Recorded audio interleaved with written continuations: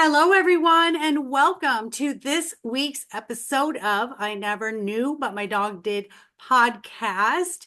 I am so excited that all of you are here. Our community is growing leaps and bounds. I'm so excited, as well as the crossover. Everyone's been joining the Mindfulness and Positivity Seekers group on Facebook. So if you haven't done that yet, go ahead and do that. Once again, I bring you a fantastic guest, and I love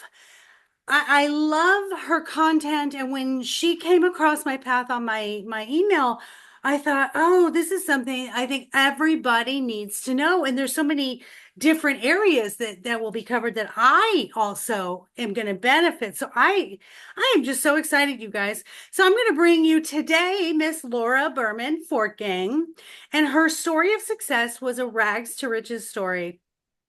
She was a clinically depressed waitress who moved into coaching and has enjoyed a long career with five best-selling books. And this is amazing. And her TEDx with 2 million views. So her career, 25 plus years as a prominent career and business coach, best-selling author in 13 languages, a sought-after speaker, TV personality, having appeared on shows such as Oprah and all national morning shows. Oh my goodness. Corporate spokesperson, interfaith minister, and performer. Her insights have been celebrated worldwide. Oh my gosh, I'm so excited. So I am ready to introduce everyone to Miss Laura. Hello and welcome to I Never Knew. Thank you. Delighted to be here. Absolutely. Here on I Never Knew. The reason why I called it I Never Knew is because, it's always that hindsight is 2020. So, if I only knew then what I know now, or, do you have any regrets? Yeah, I want to know what I know now back then. So we'll start off with your story of what did you never know that you know now? Whether it was like a knee story, an impactful, profound moment in your life, an epiphany, anything that you can give to us that you suddenly made a big change. Sure. I mean, when I was that waitress, I was very disillusioned. I was a waitress because I was an actress and I supported myself by waiting on tables. And my dream was to be on Broadway and musical theater. And I had relative success. I was part of the unions and I got work 6 months out of the year, but it wasn't at the level that I wanted. And I really thought I failed. And part of why I was despondent was because I thought I failed miserably at the only thing I ever wanted. But in 2020 hindsight, it was setting me up for something that was even more meaningful to me. I discovered in hindsight that the reason that I wanted to be an actor was that I liked the idea of people being moved by what they saw on the stage, that they changed the way they thought, or they changed a relationship because they experienced the theater, or they had some kind of transformation. And in hindsight, that didn't have to happen as an actor playing a role. I've gotten to do that as a speaker and a writer and a coach for most of my life now. So in hindsight, good thing I did not hurt myself or let my life go any further down the toilet than it already was, because it was part of some plan that I didn't know. Yeah, that's interesting because I think a lot of us have been there where it's like you think this is the end, there's nowhere to go, there's no choices. I failed. I love that you said I thought I was a failure.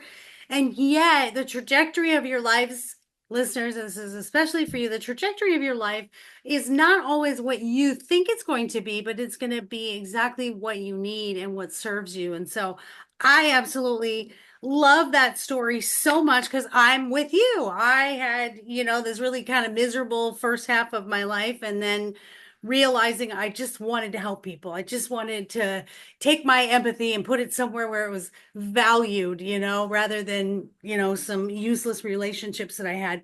Um, so what's really cool that I absolutely love that I think is going to be so spectacular to help our audience with is going to be how we're going to talk about your number one, my favorite thing here is your resume. I think that's very crucial. That's when we don't talk about that. We talk about go get the job, go apply, but we don't talk about how to get there.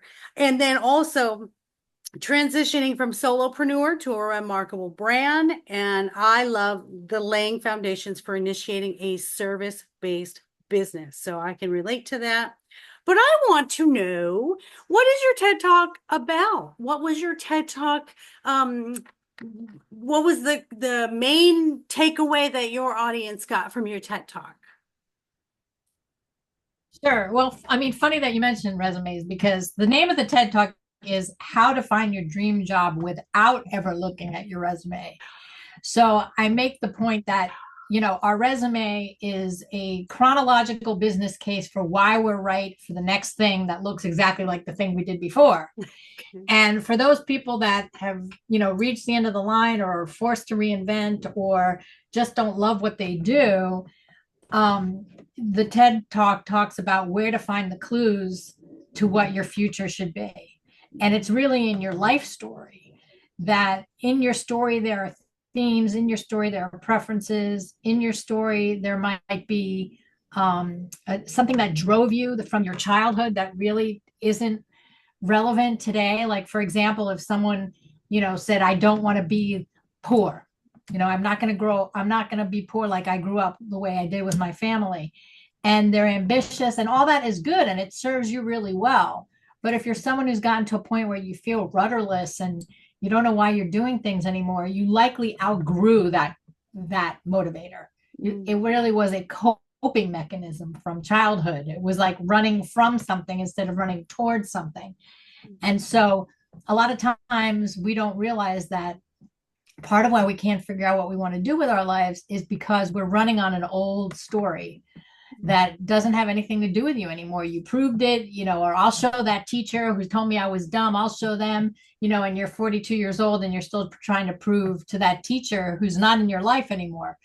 So those are two things you can find in your life story. And the third thing that I point people to is that even if you had a dream like I did that didn't come true, that dream may still have significance today. So how do you dissect that dream for the true meaning of it, right? So oftentimes it's not the outward trappings of something, being a lawyer or being an actor or being a writer. It's the inside of it. Like, what does that allow you to be? Does it allow you to fight for what's fair? In my case, it was, having lives transformed through theater. They didn't have to be transformed through theater. They could be transformed through something else. So sometimes we get attached to the frame, the title or the frame or what it's supposed to be. And if we look inside, there's something else that we're looking for really, and it's more malleable. And you can put it in many different places. So that's what the TEDx talk was about, was where to look in your life story for the clues of what you're meant to do with your life. I love that. And I'm hearing you say, don't get tunnel vision. It's like a foundation of a house. You don't necessarily know what the house is going to look like. You can always change the decorations inside and the furniture. But really the whole point is you want this house. And I love that. I love that visual because you're so right. We think, and there's people who I've known since I was 5 years old. I wanted to be a firefighter, and then they get an injury and all of a sudden they can't be a firefighter. And now their identity is like, oh my gosh, now what do I do? I don't know what I'm going to do. So we do kind of wrap our identities in these beliefs. My favorite thing you said that I wrote down, running on an old story. That is so very true. That's the main reason why I think a lot of us get stuck and have that lower self-esteem is we're hearing those voices from childhood. We're hearing what people have said that was negative that we couldn't do. And like you said, you do reach a point where you're just like, I've proven all of that. Now I need to do what I love. I need to do what my passion is. How do you help people when they come to you? Because I get this a lot with clients. I would love to have a business, Maureen. I'm like, okay, how do you help them figure out what kind of business that they want to have and what they would be really good at? Because everybody wants a business. I have people that are not passionate about having a business. They just want a business. What do you think about that? Well, I mean, most people want a business I mean, some people who want a business because they have an idea of the kind of business that they want, and who they want to serve and what they're going to do. But the people who don't know what they would do, they just go, I want to have a business. They want freedom. Yeah. They they want to be their own boss, and they want to, not have someone else be telling them what to do. And the truth is, you're going to work harder in your own business than you ever did even in an 80-hour a week corporate job, because you're working all the time. You're chief cook and bottle washer, like you do everything. Obviously, I'm talking about service-based businesses. I don't have as much experience with manufacturing a widget or a craft or something, but an actual object that you sell. But in the service-based business, you're the business, you both run it, and you are the product. So, you want to make sure it's something you're going to live with for a long time. Yeah. It can't just be, oh, I want a business and I don't care what I do as long as it makes money. And we see that in the coaching industry. There's a lot of people who think, woo, this is an easy way to make money. This is great. Just tell people what to do. First of all, it's not tell people what to do. And second of all, it's not easy. Thank you. Thank you for that. No, it is not. And there's education and there's time and there's experience that all have to be this big package. And, ikigai, where, your knowledge, your experience, and what you can get paid for is crucial. And you are absolutely right. I'm going to back you up on that. I'm a service-based industry and I also have a product-based business. So it really is. And you have to learn that work-life balance if you are going to have a business, because you could easily work 24/7 and feel that pressure, because in a job that you go to 8 to 5, you can let it go and go home. So I totally agree with you on that one. So if someone were saying, I let me rephrase that one. Let me rephrase that one. So if someone is saying, I want this business, but I don't know what I like, I don't know what I'm passionate about. And I hear that a lot with my clients is I get a lot of I don't knows. And I'll say, well, what do you love to do? What is something, if you had all the money in the world, all the time in the world, what would you do? That's how I think we should find your purpose. How do you help them find their purpose and passion? Um, you know, you don't being having a passion that you turn into a business isn't always the formula. Okay. I tell people who don't know what their passionate is to be passionate people, to just to drink in life, be curious, talk to people, and find out the need that is out there that you can fulfill.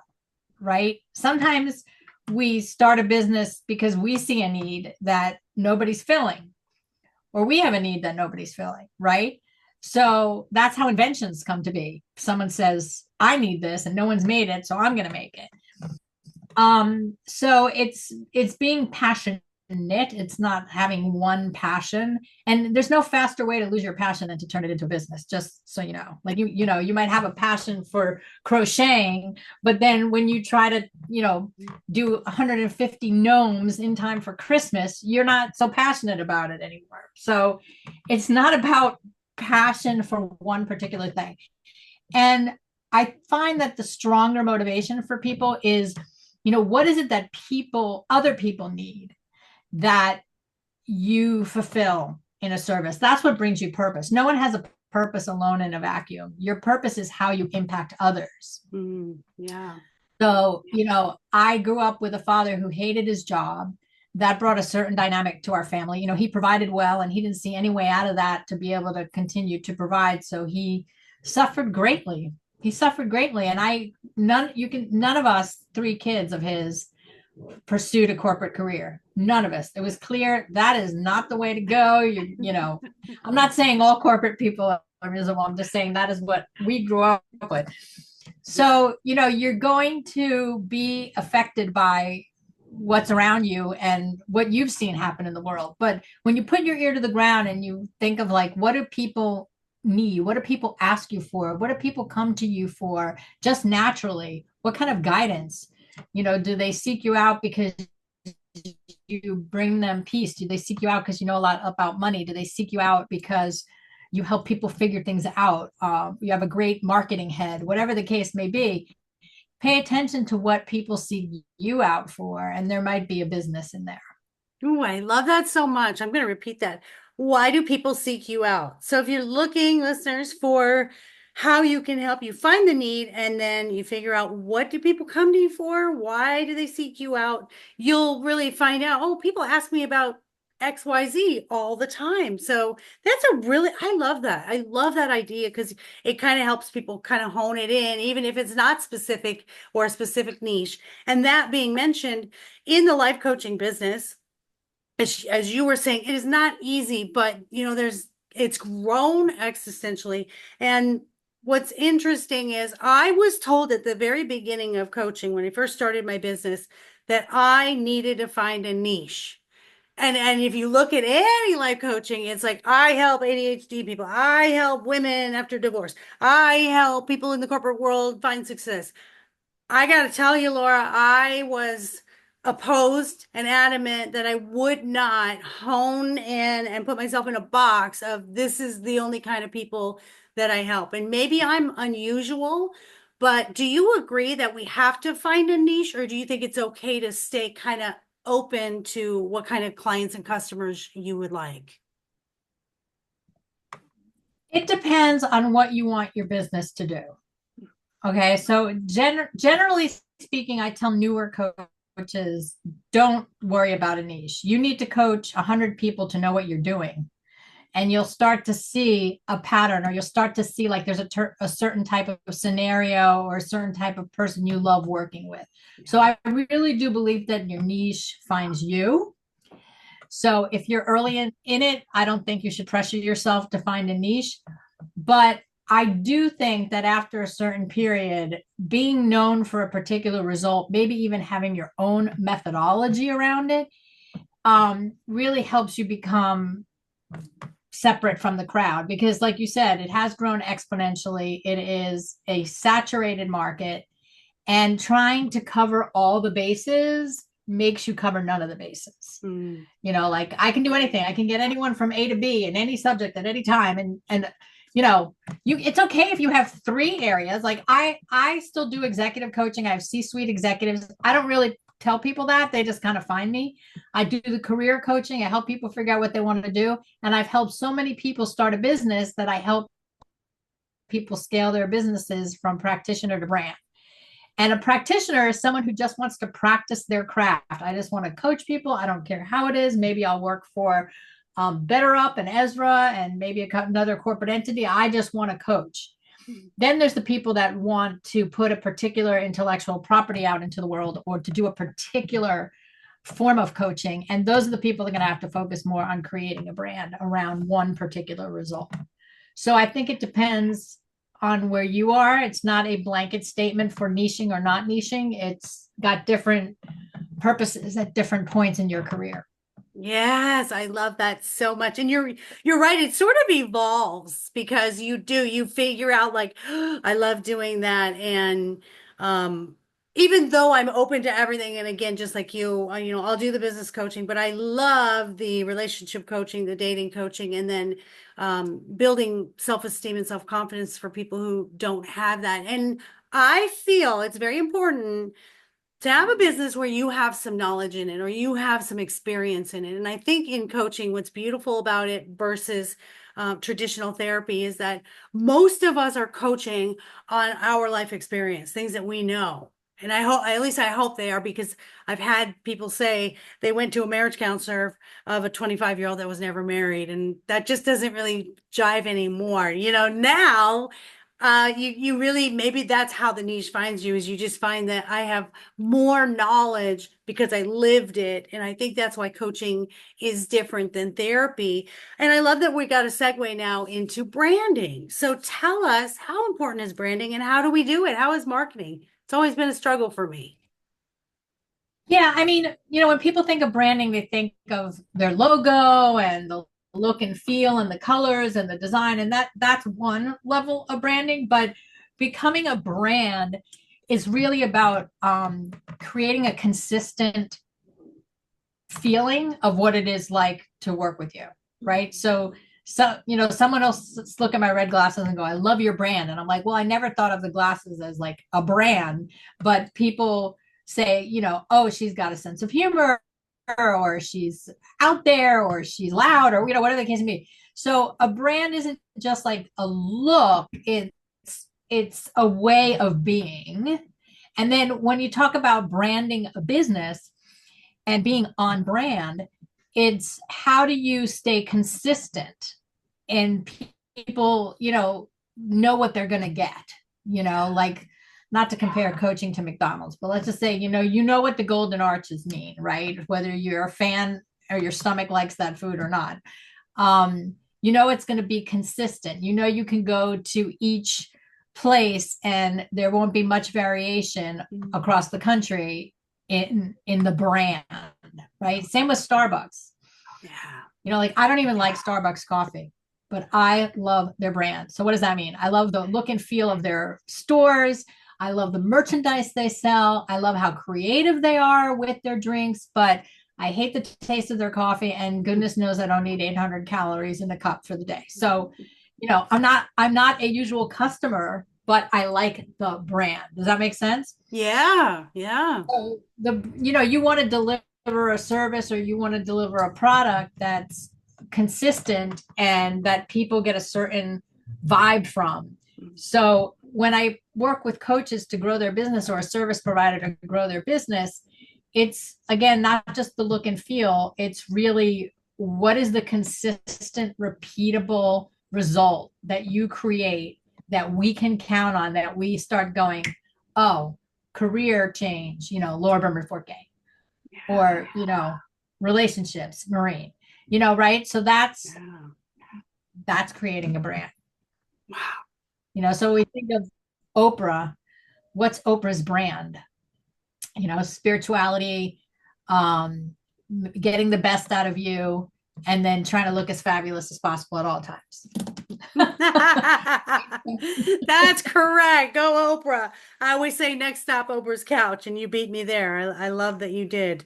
I agree with you. And it's funny because that's something I hear over and over. When I was going to start the podcast, I talked to another podcaster, and everybody said consistency. So that's a really important piece of advice, I think, for pretty much anything. And I love that you said, I love the brand of Starbucks, but I don't love the product, which is really interesting to me because it's the feel. It's how Starbucks makes you feel, even though the coffee is not the thing you love about it. I think that's absolutely fascinating. And it does make me feel a little bit better because I know that I have a brand, and a consistent brand. Everybody knows it's dogs. You mentioned dogs, you better mention Maureen, because that's just, that's my brand. So let's Right. talk. There you Go go. ahead. Let's talk about how do we, what are the first steps to starting the business? So like laying the foundations for initiating this business. What are some of the first things that you do? I don't think I can even remember some of the first things that I did to start this. What would you tell people?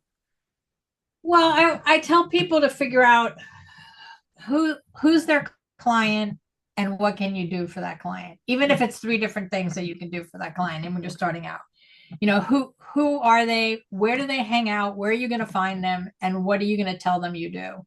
So the first thing is, being able to articulate what you do. There's nothing worse than saying I'm a coach, or I'm a realtor, or I sell insurance, and people are just like, right? So you want to get you want to get at it in a way that makes people's eyes open.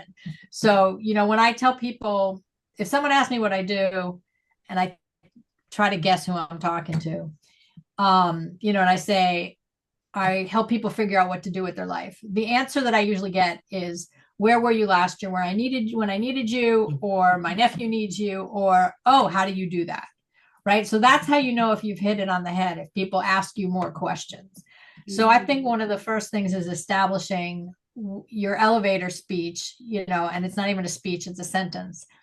What do you do? Very hard for people to articulate that. Very hard. What do you do? I have people write down before and afters. Someone came in here and they went there. They went from lost to found. They went from unemployed to employed. They went from this to this. And you start looking at, the before and afters, and you have something to articulate. So whether, let's say you're a new coach and you practiced at coaching school on people, then what were the results that you created there?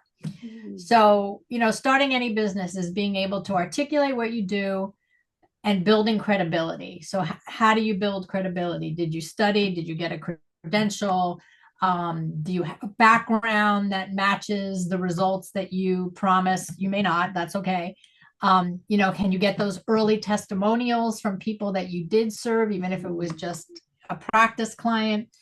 So building credibility and being able to articulate what you do once you've decided what that is are the important first steps. I love that so much. You're right. It's called an elevator pitch, people. And it's basically if you were in an elevator full of people and they said, what do you do? In one sentence, you need to be able to explain it. And I know that a lot of people will over explain. If you've ever met someone who's like, well, I do this thing. Like for instance, my son doesn't over explain, but yeah, he is kind of a talker, but he has a business and his is a service business and he does junk removal, yard cleanups, real estate, property cleanups, commercial cleanups. And so if you asked him what he did, I think my son would be, well, we don't want to do. And he would be like, well, I do this and this and this and this and this and this when he really focuses on customer service. And so what he should do is, I solve people's problems when they're the most stressed and they want to clean up their lives and their happiness is my priority as a business or something to that effect. So the over explaining would mean what? That we have our hands in too many pots, do you think? Or we offer too many things? Yeah, so that's what I was talking about of, offering too many things and confusing people because a confused mind never buys. So they don't buy or they don't trust you if you do too many things. So, it's kind of get a handle on who you're speaking to and what their needs are. And you'll be able to tell them the one that you do. Like in your son's case, I would actually say I focus on removing junk both commercially and residentially. Just simple. So simple. People know what junk removal is and they know what commercial or residential is, right? So you instantly have their attention if that's a service that they need or if they're going to need, right? So Yeah. you don't have to explain all the different ways you do it. Um, so I just find that when we're too spread out too thin, people like, if I have many things that I've done, you read it off in my bio, but if I introduce myself to somebody and I was like, well, I'm a coach and I'm an author and I'm a speaker and I'm a minister and I still perform sometimes and I do this and I do that, like I've lost them. Like they don't know what to do with me, right? So you got to be more focused on the customer. What are they going to get out of it? Not talking about yourself so much, being customer focused and speaking in the customer's language, not your language. Because sometimes we get into fancy language because we have jargon in our profession or we know more than the customer, but we need to speak in their language so that they understand that they need us. Ooh, I love that. That's very true. We get kind of lost in our own our own little world, our own little business world. I was in the medical field for many, many years, corporate world, and was able to get out of it and do what I love. But you're right. I mean, there's so much jargon and I talk to my husband whenever we're talking about medical stuff and I just ramble, blah, blah, blah, blah, blah, blah, oh, that person has this. And that's exactly it. He'll go, I have no idea what you just said, but it's so natural to us because we do it every single, day. So Right. especially as coaches, we're not going to come at you with, this big old psychology thing, you know what you have, blah, blah, blah, blah, blah. No, we are not doing that. But that's a fantastic, I love the credibility. I love the testimonials. I'll tell you, I was very shy at first when I started my business. It was very difficult for me to get testimonials, to ask for reviews, or do videos that's promoting it. Because some of us have like this sort of blockage when it comes to selling ourselves, because you really are selling yourself, and people are buying, they're not buying what you sell, they're buying a way out of their problems. What would you say to people who don't like kind of, I always say I'm not salesy. What would you say to people who say they're not salesy? Um, you know, I people get afraid that sales is icky, right? So salesy, sleazy, salesy is, you know, being manipulated, and nobody wants that. So it is being a really good listener and question asker, knowing what questions to ask so that you really understand the other person's problem. The person who understands the problem best is the person who gets the job in terms of being hired. And so that really is where you need to listen and ask questions from is, what's the problem? What's the solution? How are you going to solve it? What if you do nothing? This is what I can offer you to solve it. Imagine 6 months from now what things would look like if you went through this program or coached with me or whatever the case may be, or had this fabulous car. We don't want to, no one wants to feel like they were talked into something. And so the way to avoid that is to let people talk themselves to themselves by asking them questions that help them hear themselves and help them assess their pain and help them assess how they're going to get out of it. That's fantastic. And that I was thinking that could apply to anything. That's not just a coaching thing where we ask a lot of questions, to get people to open up and really like introspect. I love that. You're right. It could be anything, even the product businesses. How will this help you? Yeah, I'm trying to find like a really good example. So I have a product-based business, a dog boutique, and we sell paw washers and healthy treats. I make healthy treats. And it's really cool because we do these pop-up shops all over Austin. Excuse me. And so I'm always saying, oh, you should get this, or you should get when they come into the tent, I'm like, oh, have you seen these? And it works really well. You're absolutely right because we ask questions. First, we ask, what kind of furry baby do you have? That's the first and foremost. What does your baby like? Do they like to get dressed up? Because we've got clothes over here. Are they energetic? Because I've got treats with hemp in it. I love everything that you just said. Also, they feel you care. That's the whole thing. They feel like you care about helping them. Someone once told me the world only listens to WIIFM, and it's what's in it for me. And it It's so true because even when you do a TED Talk, they're like, okay, what is the audience going to get from this, right? That's always the bottom line. What is someone going to get or benefit from by knowing you, listening to you, or buying something from you? So, what is your golden nugget when it comes to a resume? Should it be long? Should it be short? Should it include if you don't have experience, what do you do if you don't have past businesses? How do you elaborate on who you are on a piece of paper? Because we are just kind of a number when people are hiring. Well, it's right back to the what's in it for them equation too. It's like you're demonstrating that you can fulfill the function that's open, the job that's open. Shorter is better. No one, if you're very experienced, 2 pages tops, that, if possible. And there's so many ways to write a resume nowadays, and we want to be careful for staying up to date. Like no one puts an objective anymore on their resume. Like we used to put an objective to get a position doing X, Y, or Z. No one puts those on anymore. We also have to watch out now can't get too fancy with the design because they go through the automatic tracking system and it's just, scan through to pick up keywords, and crazy designs mess that up. So resumes are pretty straightforward nowadays, really simple in design, and focusing on the keywords that are in the job description. This is what makes it hard, is you almost have to rewrite your resume for every job entry because you want to put as many keywords that are in the job description into your resume so that it gets picked up by the machines, because the machines are doing the work first, not the human. Wow. So I had no idea. I had no idea. I mean, I used to hire and fire. I was a supervisor and I had to look at every single resume that came across my desk. Also, I'm going to throw something fun in there. I'm going to ask you because you made me think. You jarred my brain. How about AI? Like, can people detect when you're using AI? Because I know AI can like do your your marketing for your business and create a resume. Is it detectable? And do you recommend using AI for anything in businesses or resumes? Um, re- Resumes are not, let me just be clear that resumes are not my expertise. So I'm not going to say anything about resumes, but resumes can be helped by AI. Everything can be helped by AI.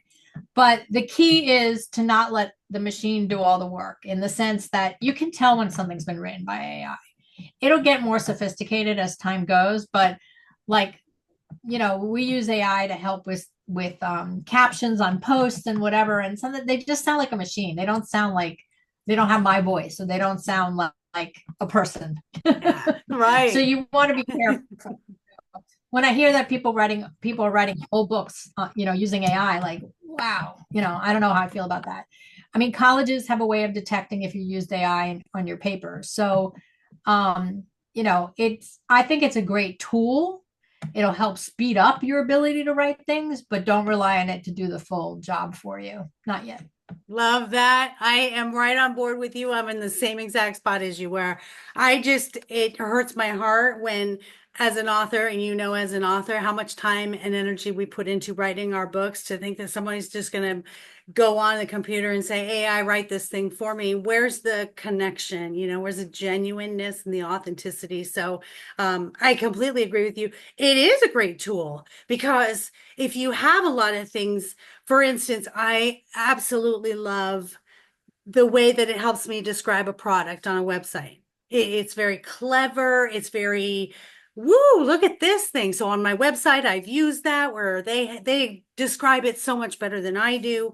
Or like sometimes describing an episode for the podcast, like I have it in my words and then they just kind of clean it up for me. So I love that colleges can detect that too. So no cheating, people, no cheating. What is it? Cheaters never win and winners never cheat. So you have to still do the work, but you do have options and tools. So I would love to know about your books. Can you tell us what are your books about and where can we find them?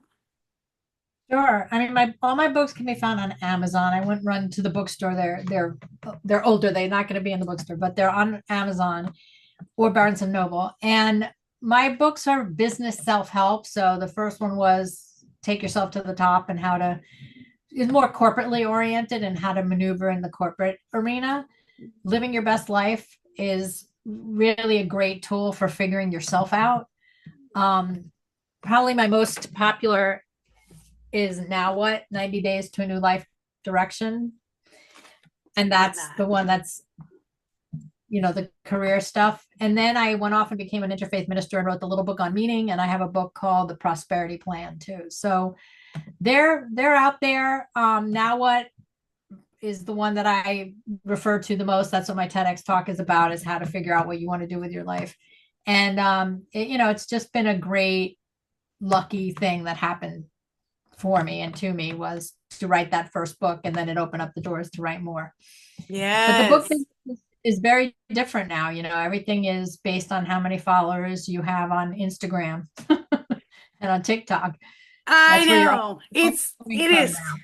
It's kind of frustrating as an author because you literally can buy your way to the top. And that doesn't mean that your book is good or bad. It's just if you have the money for the marketing, you can be on the New York bestseller list. As we know, most celebrities can buy their way on there. That doesn't necessarily mean their books are good. Ours are fantastic, but we cannot afford to put them on the New York bestselling Right. list. Get the eyeballs on them. Right. Right. But I love that. So what I love is that they're so diverse. There's like you cover everything. You cover everything from business to your, purpose to now I love the minister. I'm also an ordained minister, so I love that. I know. Awesome. I love that so much. Yeah, no, you cover so much, which is really to me fascinating because I've written, two that are fairly similar, and then I wrote a children's book.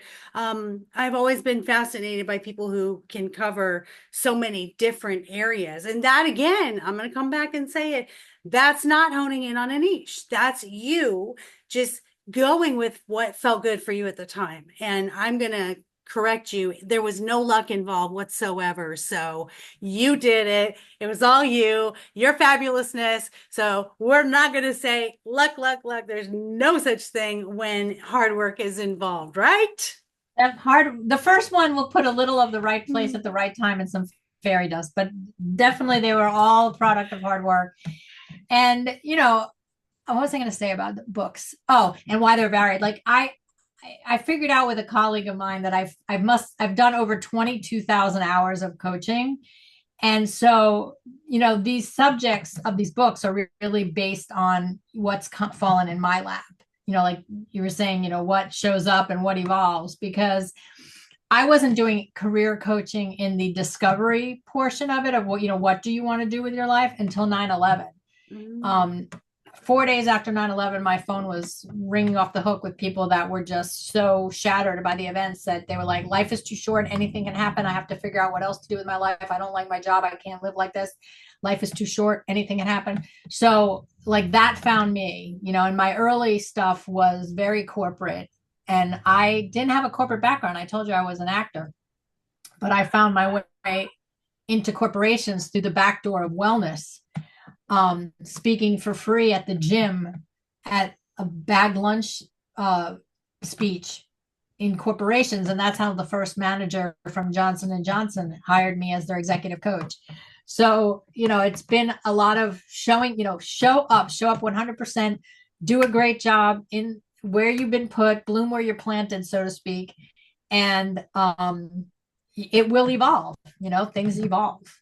Yes. Oh my gosh, I love that so much. You're absolutely right. And I love that because we are faced as coaches with so many different things that people come to us with. That's why it's life coaching, not specifically one type of coaching. And I love that you took that and said, oh, here's my experience in this. And I'm going to say this, listeners, if you're thinking about starting a business, you're going to have to do some stuff for free. I did a ton of coaching for free because I wanted that experience and the credentialing, like you said. So I've coached 100 people before I've even started my coaching business because you want to have that knowledge base of how you can deal with it in real life, practical experience. The other thing is, and you might laugh at me, the first couple of years, no, I think it was like the first year, maybe the first 2 years, my motto was always say yes, never say no.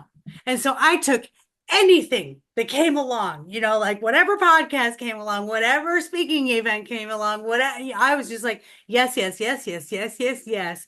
It was fantastic because it did build what's called an SEO, listeners, which is your search engine optimization, which that's part of your brand is people looking for a life coach. Boom, you want them to see you immediately. So that was interesting. Then after I evolved a little bit, it was like, okay, Maureen, you need to be a little more discerning. But it was also doing stuff for free the next year, the discerning part. And then it was, no, I'm going to get paid now the next year. So, it was like, okay, now it's time to get paid. What do you think of that process? I mean, it's very similar to the process that I went through. I mean, you have to throw spaghetti at the wall and just, find what's going to stick. Be available, be out there, be doing stuff. And then you do have to get discerning about it because it's your reputation as well. And you want to build that credibility. But when you're starting, that's what a lot of coaching schools don't account for is, they make it sound like you're going to walk out of coaching school and make $60,000 a year. And that's not true. You really have to learn how to become a marketer, and you have to learn how to be a masterful networker and be consistent and do follow up and, figure out creative ways to get people on your mailing list so that they can hear from you. And, it's a whole it's a whole other ball game. And I think the missing piece for a lot of people who start a service-based business, whether it be coaching or anything else, is that you don't realize that you have to be a business owner. You're not just the practitioner who has this great skill of working with people. You have to run it like a business. like you don't give a discount to every person who says boo hoo, right? People have to be responsible for themselves. You're not responsible for their feelings. And it's I've heard it said, and I think it's so accurate. You want personal growth, you want the best personal growth course in the world, start a business.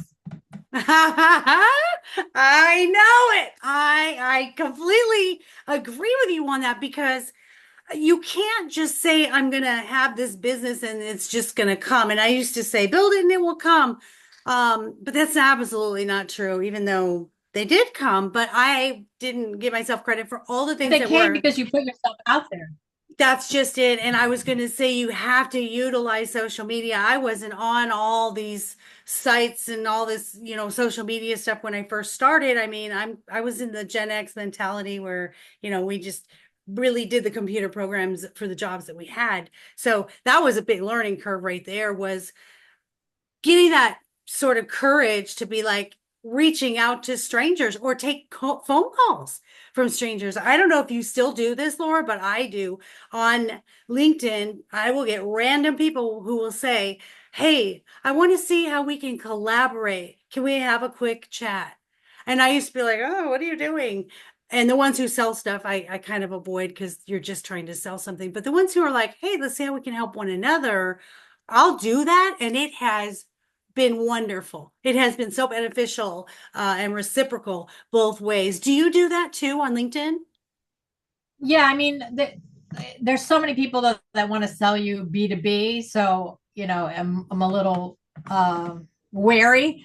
But yeah, if someone genuinely means it, that's networking, Yeah. that's growing your network. So definitely. Speaking of networking, do you believe in those networking groups where you have to pay a lot of money to join them and then you have a certain quota? Because bless my son's heart, he's in that and it really works. It works pretty good for him for his type of business. But I've never been very comfortable in those situations. What about you? I don't think that they work well for coaches in particular. But I could see where it would work for your son's business because almost every other kind of business could use his services. So I've experimented in being with those groups over the years, and I've never found them too fruitful. Especially the ones that have a quota.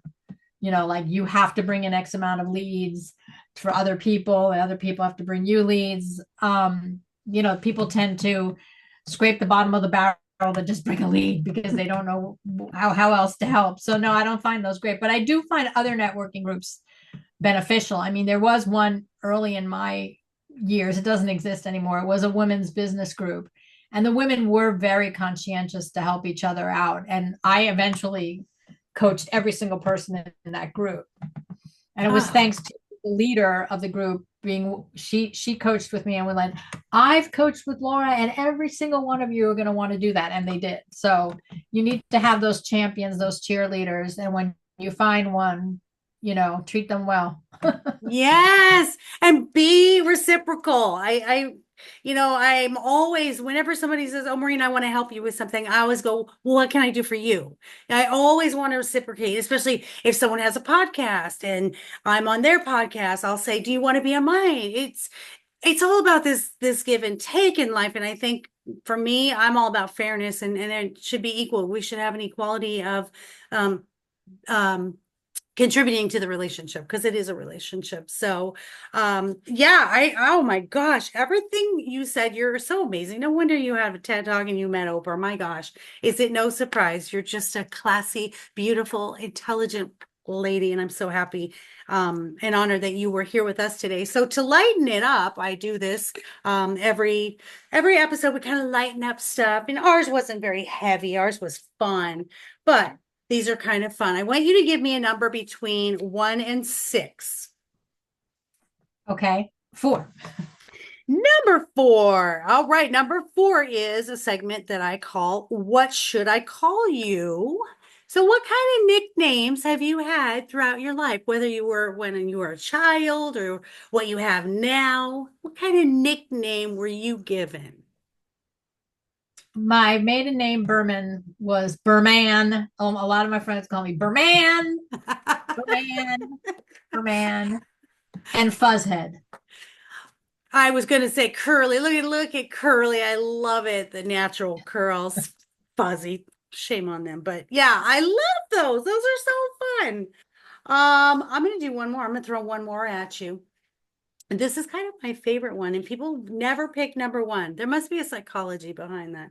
So, number one segment is because I need it. What is the last thing or weirdest thing you've purchased? Oh my gosh. Last thing or weirdest thing. That's it's funny you asked because this was a year that I wanted to make use of the things that I have and stop buying things. I'm not that disciplined. But I just last week ordered another pair of Christmassy looking pajamas that I don't need. How's that? I love flannel plaids, the plaids that come out at Christmas time. The plaid flannel pajamas are one of my um fetishes, let's call it. I love them. I Love them. love it. And nobody is judging. I'm especially not judging when it's anything related to self-care and comfort and making you happy. I'm like, do whatever it takes. I don't care what it is, as long as it's healthy, and not an escape or unhealthy. I love the jammy idea. I unfortunately did not buy anything exciting, but I'm gonna have a vacuum cleaner delivered today. Yippee. Awesome. I'm not a vacuum person. My husband does the vacuuming, but it's kind of cool because it has a ball, I guess. Oh, you got the Dyson?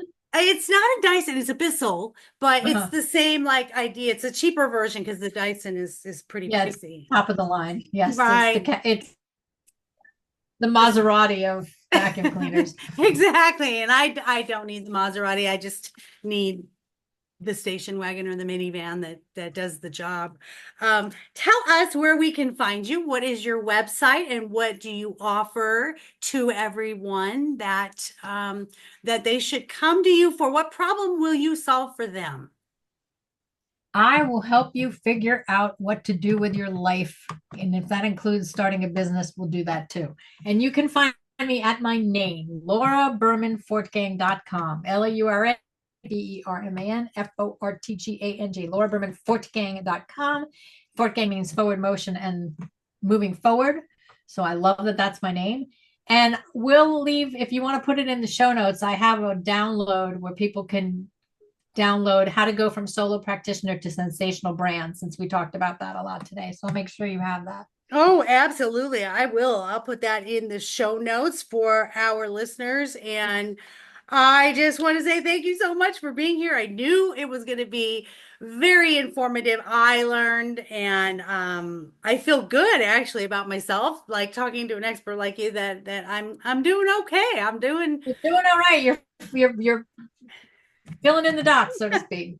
I'm you know what? I'm not failing and I'm not exactly, a millionaire, but I'm right where I want to be and I'm still enjoying being in business for myself. So I think that's kind of the key too, is as long as you still love it. My mother said to me, if you love what you do, you won't work another day in your life. And this podcast is my get to, coaching is my get to, writing books is my get to, seeing furry babies out, pop-up shops. I mean, I am so not lucky.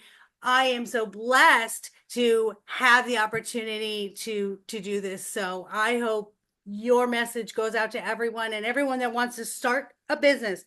Please, please, please contact Laura and I'll have her information for you in the show notes. So you know what? Better now than ever. It's time to start. Like, don't wait. Don't do the someday mentality. So thank you, Miss Laura. And listeners, that's going to do it for this week. I really, really appreciate all of you being here, and we're growing this community.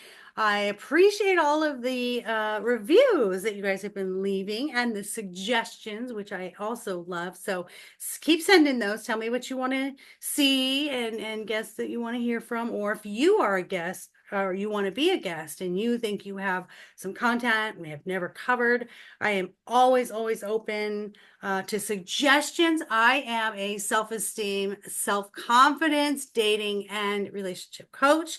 I am at lifecoachmaureen.com, where you will also find my books. My dog is more enlightened than I am, and my dog is my relationship coach. And my children's book, My Dog Bexley is Just Like Me, for your 6 and under little ones to learn mindfulness right from the get-go, that emotions are good and self-care is important. So thank you guys for being here. Go to our boutique website, go buy something fun for your puppies, and that's mydogiseverything.net.